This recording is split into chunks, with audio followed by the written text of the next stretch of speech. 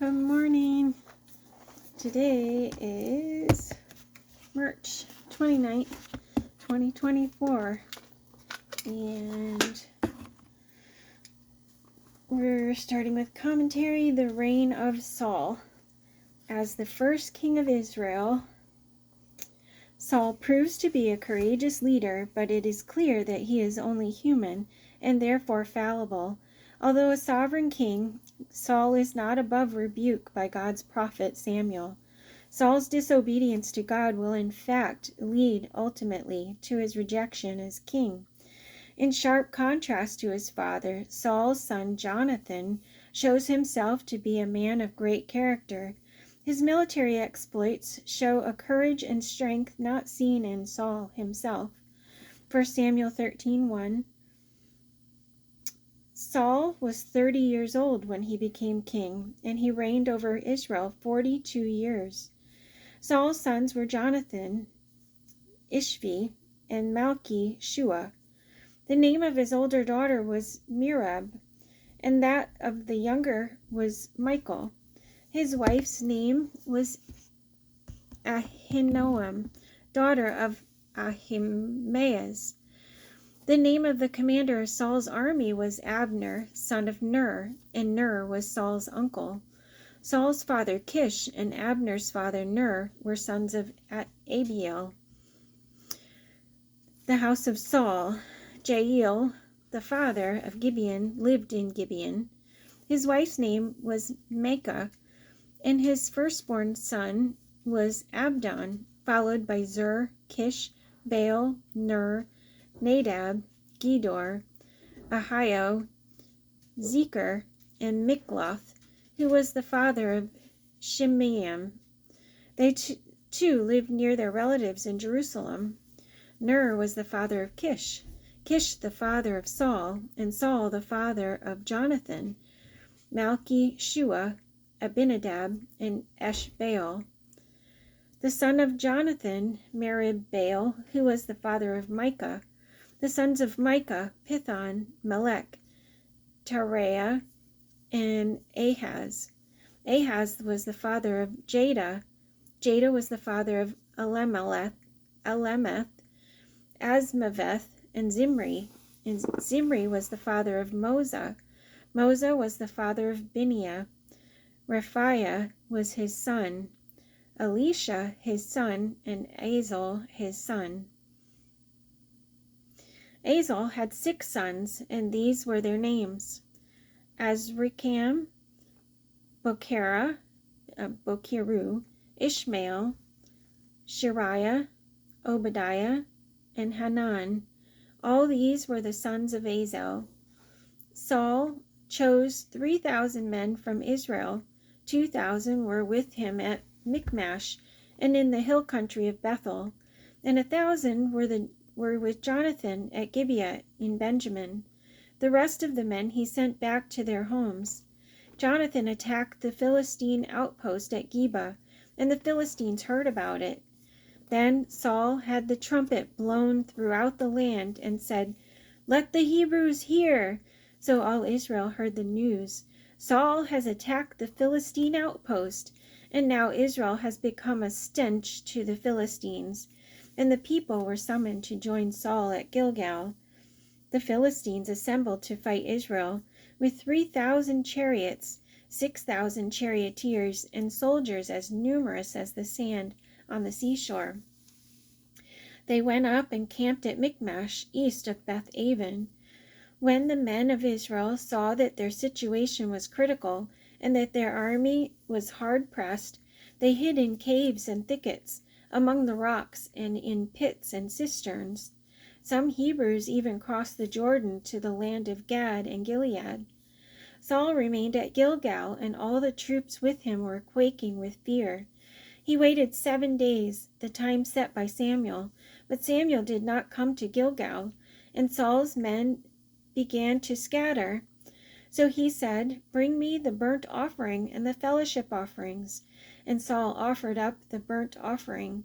Just as he finished making the offering, Samuel arrived, and Saul went out to greet him. "What have you done?" asked Samuel. Saul replied, "When I saw that the men were scattering, and that you did not come at the set time, and that the Philistines were assembling at Michmash, I thought, now the Philistines will come down against me at Gilgal, and I have not sought the Lord's favor. So I felt compelled to offer the burnt offering." "You acted foolishly," Samuel said. "You have not kept the command the Lord your God gave you. If you had, he would have established your kingdom over Israel for all time. But now your kingdom will not endure. The Lord has sought out a man after his own heart, and appointed him leader of his people, because you have not kept the Lord's command." Then Samuel left Gilgal and went up to Gibeah in Benjamin, and Saul counted the men who were with him. They numbered about 600. Saul and his son Jonathan and the men with them were staying in Gibeah in Benjamin, while the Philistines camped at Michmash. Raiding parties went out from the Philistines' camp in 3 detachments. One turned toward Ophrah in the vicinity of Shul, another toward Beth Horon, and the third toward the borderland overlooking the valley of Zeboim, facing the desert. Not a blacksmith could be found in the whole land of Israel, because the Philistines had said, "Otherwise the Hebrews will make swords or spears." So all Israel went down to the Philistines to have their plowshares, mattocks, axes, and sickles sharpened. The price was 2/3 of a shekel for sharpening plowshares and mattocks, and 1/3 of the shekel for sharpening forks and axes, for repointing goads.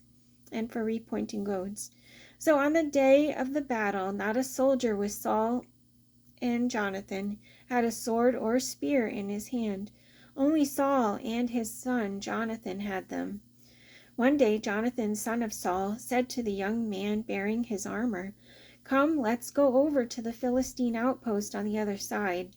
But he did not tell his father. Saul was staying on the outskirts of Gibeah under a pomegranate tree in Migron. With him were about 600 men, among whom was Ahijah, who was wearing an ephod. He was a son of Ichabod's brother Ahitub, son of Phinehas, the son of Eli, the Lord's priest in Shiloh. No one was aware that Jonathan had left. On each side of the pass that Jonathan intended to cross to reach the Philistine outpost was a cliff. One was called Bozez, and the other Seneh. One cliff stood to the north toward Michmash, the other to the south toward Geba. Jonathan said to his young armor-bearer, "Come, let's go over to the outpost of those uncircumcised fellows. Perhaps the Lord will act on our behalf. Nothing can hinder the Lord from saving, whether by many or by few." "Do all that you have in mind," his armor-bearer said. "Go ahead, I am with you, heart and soul." Jonathan said, "Come then, we will cross over toward the men and let them see us. If they say to us, 'Wait there until we come to you,' we will stay where we are and not go up to them. But if they say, 'Come up to us,' we will climb up, because that will be our sign that the Lord has given them into our hands." So both of them showed themselves to the Philistine outpost. "Look," said the Philistines, "the Hebrews are crawling out of the holes they were hiding in." The men of the outpost shouted to Jonathan and his armor-bearer, "Come up to us and we'll teach you a lesson." So Jonathan said to his armor-bearer, "Climb up after me, the Lord has given them into the hand of Israel." Jonathan climbed up using his hands and feet, with his armor-bearer right behind him. The Philistines fell before Jonathan, and his armor-bearer followed and killed behind them. In that first attack, Jonathan and his armor-bearer killed some 20 men in an area of about a half an acre. Then panic struck the whole army, those in the camp and field, and those in the outposts and raiding parties, and the ground shook. It was panic sent by God. Saul's lookouts at Gibeah in Benjamin saw the army melting away in all directions. Then Saul said to the men who were there with him, "Muster the forces and see who has left us." When they did, it was Jonathan and his armor-bearer who were not there. Saul said to Abijah, "Bring the ark of God." At that time it was with the Israelites. While Saul was talking to the priests, the tumult in the Philistine camp increased more and more. So Saul said to the priest, "Withdraw your hand." Then Saul and all his men assembled and went to the battle. They found the Philistines in total confusion, striking each other with their swords. Those Hebrews who had previously been with the Philistines and had gone up with them to their camp went over to the Israelites who were with Saul and Jonathan. When all the Israelites who had hidden in the hill country of Ephraim heard that the Philistines were on the run, they joined the battle in hot pursuit. So the Lord rescued Israel that day, and the battle moved on beyond Beth-aven.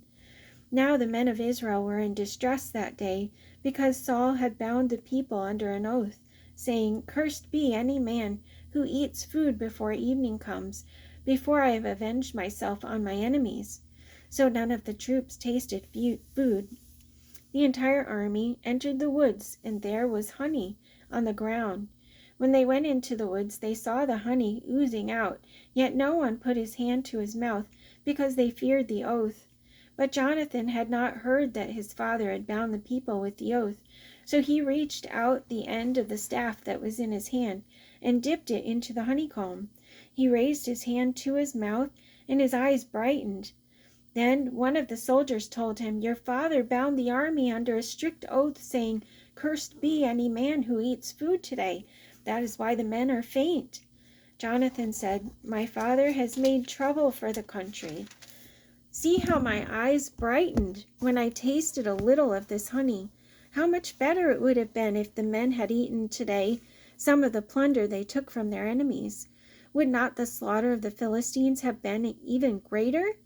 That day, after the Israelites had struck down the Philistines from Michmash to Aijalon, they were exhausted. They pounced on the plunder, and taking the sheep, cattle, and calves, they butchered them on the ground and ate them, together with the blood. Then someone said to Saul, "Look, the men are sinning against the Lord by eating meat that has blood in it." "You have broken faith," he said. "Roll a large stone over here at once." Then he said, "Go out amongst the men, and tell them, 'Each of you bring me your cattle and sheep, and slaughter them here and eat them. Do not sin against the Lord by eating meat with blood still in it.'" So everyone brought his ox that night and slaughtered it there. Then Saul built an altar to the Lord.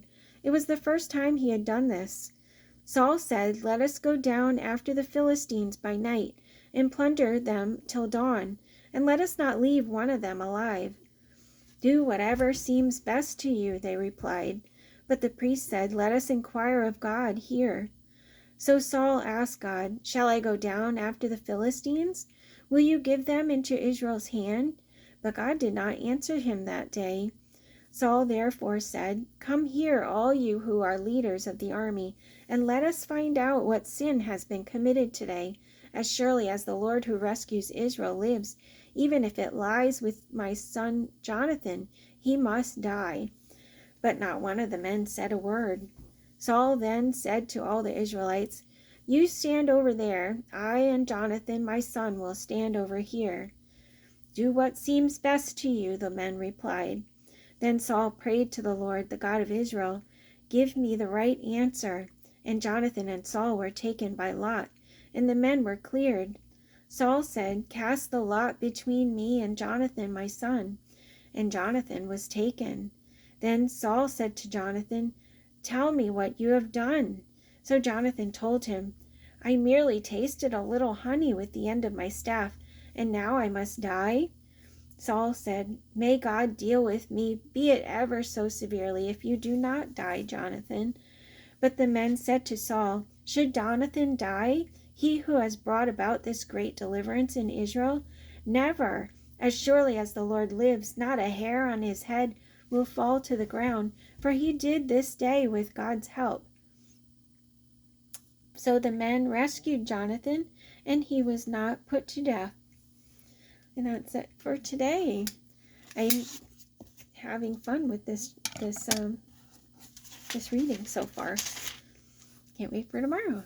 See you then. Love you guys.